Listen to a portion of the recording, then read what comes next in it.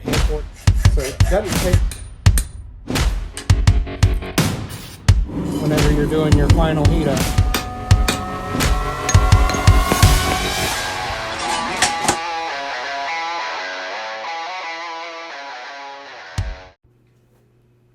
Welcome back to Albright Metalworks. Today we're forging a chain making stake anvil for the hardy hole. I'm starting with a piece of jackhammer bit. I didn't get the actual dimensions before I started, but the exact dimensions don't matter. Just use what you have or what you can get. Sorry for missing a couple weeks of video, but between life and the weather, I got a little busy and I'm planning lots of video this year. To start off, we're going to forge down a taper on the end of the jackhammer bit. The jackhammer bit's not too far off from the actual dimensions of the hardy hole, so it'll take a little bit of work, not a lot, to forge it down to fit. There is a little bit of filing and grinding that's needed, but it's pretty straightforward. It's easiest to do this with actual power equipment because jackhammer bit's kind of tough to move, and it's shock absorbent, so I don't know the exact alloy, but it's really tough stuff. I started by squaring off the raised edges because it's like a hexagonal shape, and then moving to the drawing dies after I got to the squared profile. Just trying to draw out a little extra length because this was a cut-off piece, but a little extra length is better so you can bring the total height of the final project up higher. And that's all up to your personal preference. This new power hammer that Scott has is quite the beast, but it can get away from you if you're not careful. So if you are using power equipment and you don't have a lot of experience with it, just take your time, be patient. It's better to take more time than to goof up or break something or have an accident.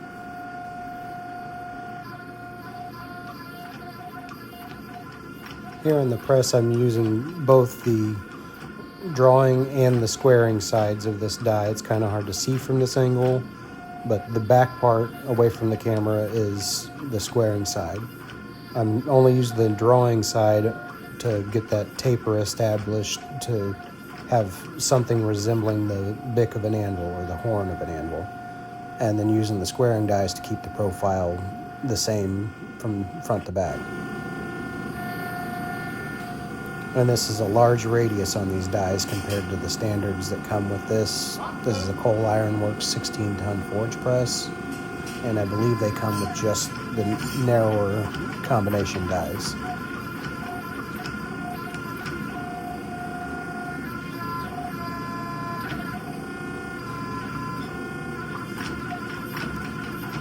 I got the idea for this project from Black Bear Forge. I saw a video years ago with one of them in it, and recently when we were making chain, I thought, hey, we need to make something like that because it'd be really handy.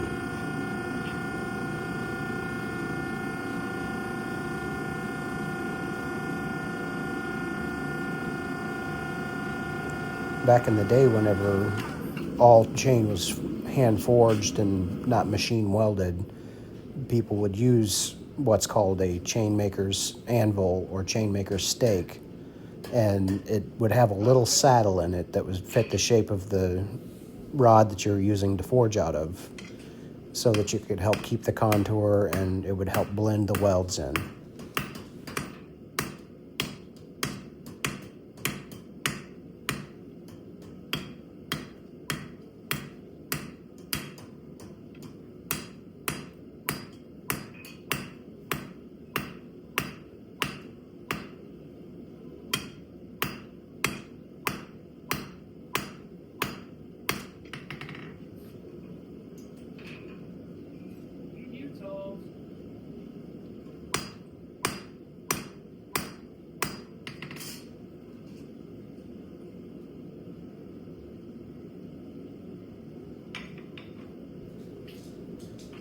Next, I'm moving on to the power hammer.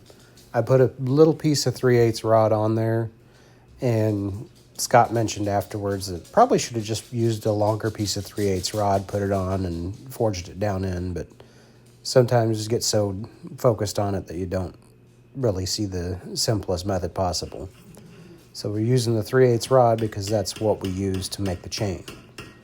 And just forging that little saddle down in there, and then I will take and file it out to the actual dimensions and contour that I want. It only took a couple hits, turned out perfect.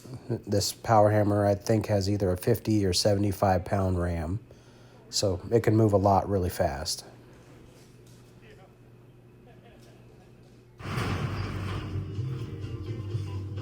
Here we go to filing. Turns out we had a 3/8 round file, which worked perfectly, fit just how I wanted it to. And you'll want to start off by just kind of knocking down the corners a little bit, and then changing your angle, going steep and shallow, and just smoothing it out because you don't want to leave any texture from this into your final project. If you do want to leave texture, then you can do that. Just a slow process, but really it files pretty decent. This is kind of an air hardening steel. It doesn't get to its full hardness from air hardening, but it does harden enough for what we need to do, but it still lets the file bite.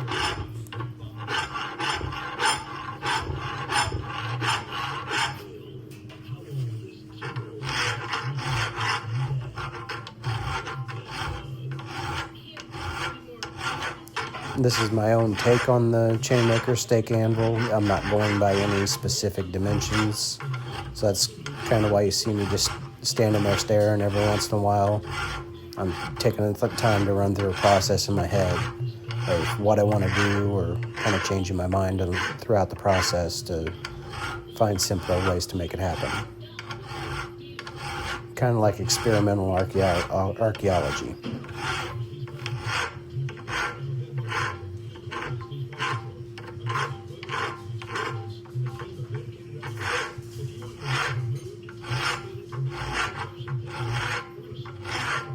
Sorry about the camera going fuzzy. I got a new phone and I film all stuff off my phone.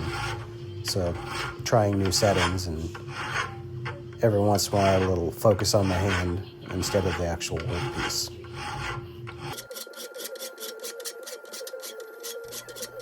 You definitely want to take some time to make sure you knock down any sharp edges, not just in the saddle, but along the working end of the piece.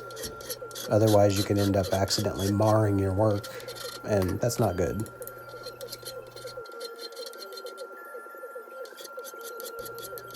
If you'd like to find jackhammer bit to forge with, I'd recommend not buying it brand new. It's really expensive. Just check with your local tool rental places that rent jackhammers. A lot of times they'll have a backstock of bits that they don't use anymore because they're too worn down. And so far I've had great luck with the steel. I've done a couple other projects with the jackhammer bit and haven't had any issues with micro fractures or anything like that. Because it is a shock absorbing steel, it is more resilient to that. And you can pick it up pretty cheap.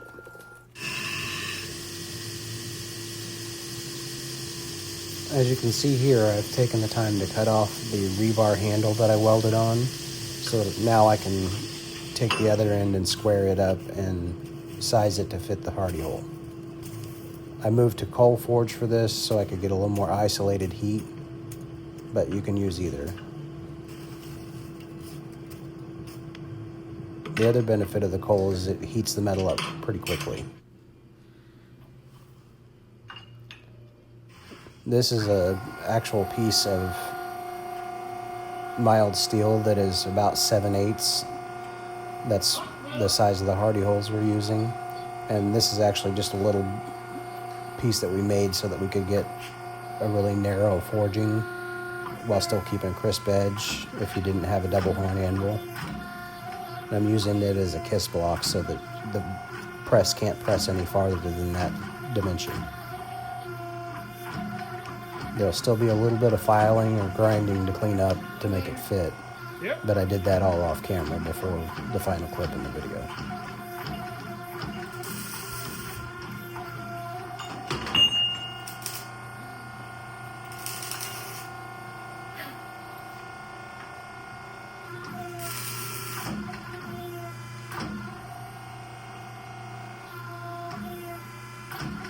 On this particular press, it has a single point that the ram attaches to, and if you're not careful, it can get slightly out of square because it'll tilt a little bit when you use the kiss block, or even in general forging.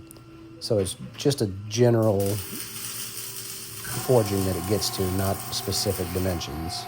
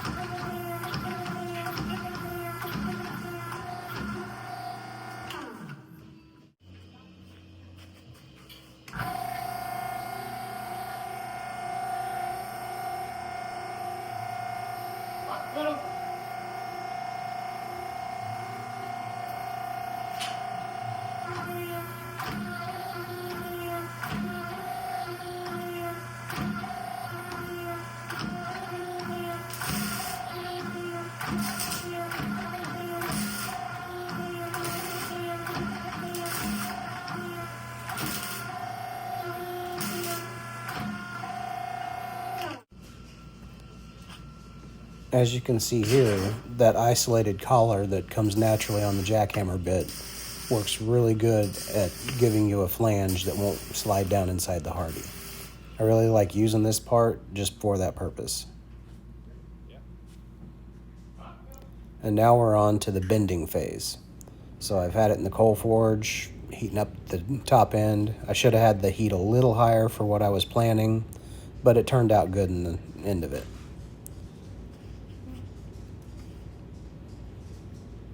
This is kind of a really tough thing to do, and it's a two-man job unless you got special bending equipment that we don't have at the moment.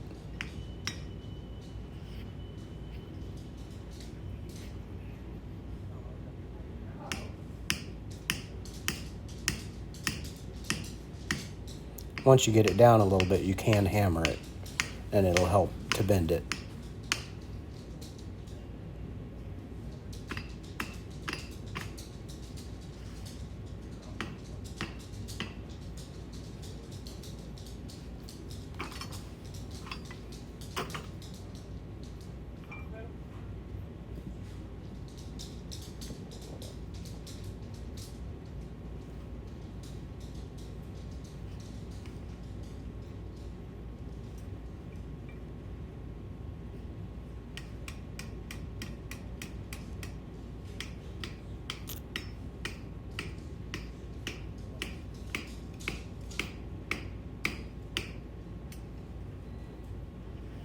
It got a little off to the side in the bending because I didn't get all of the hexagonal shape taken out of it, but we ended up able to twist it into place.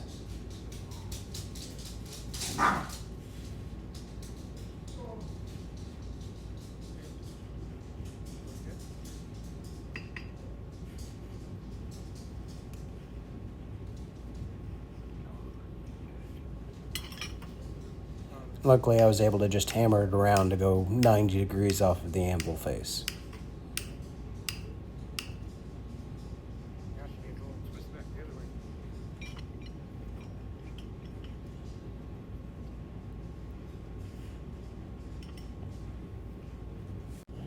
And here we are at the final clip to be able to show the actual tool in action. It's not meant for every step of the chain process, but it has its purpose and it does it well.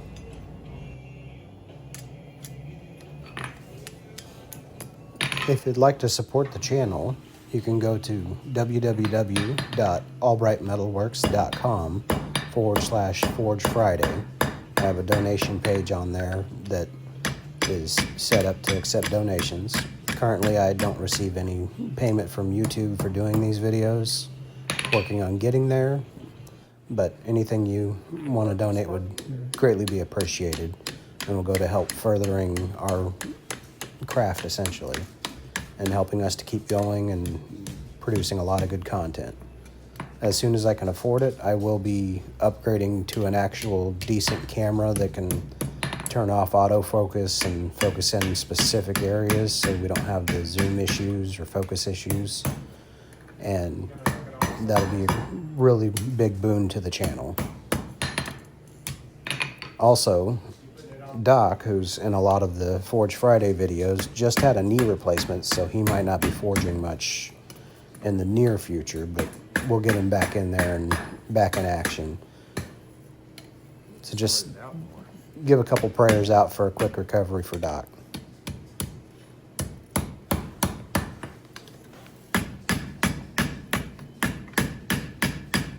It is awful bouncy.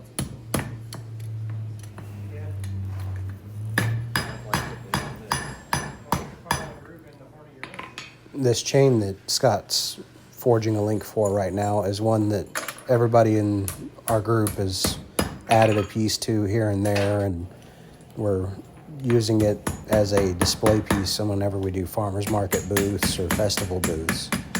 And the goal is to get it as long as we can get it. Scott says 100 feet, but that's quite a bit, and it'll be really heavy. But we'll just keep adding to it as long as we keep going. Just might not be on display at the regular farmers market booths. Well, we'll definitely try to remember to bring it to the festival booths.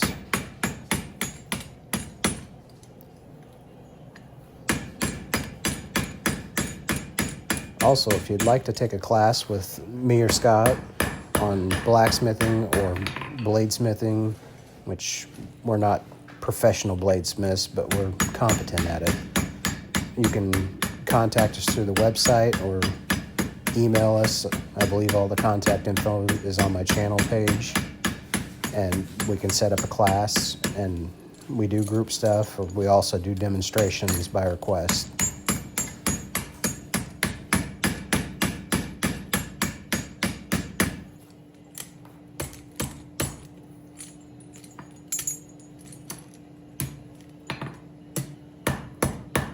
Now we just gotta make the chain look.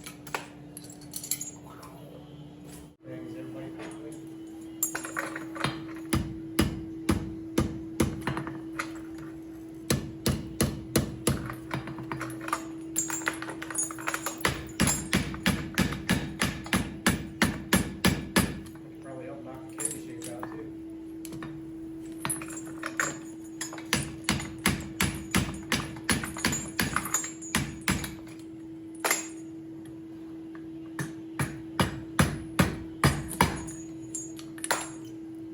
That's a pretty good link. Doesn't look too bad.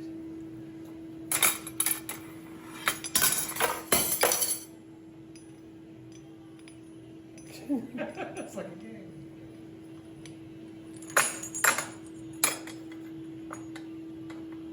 Yep. I see just a little bit right there.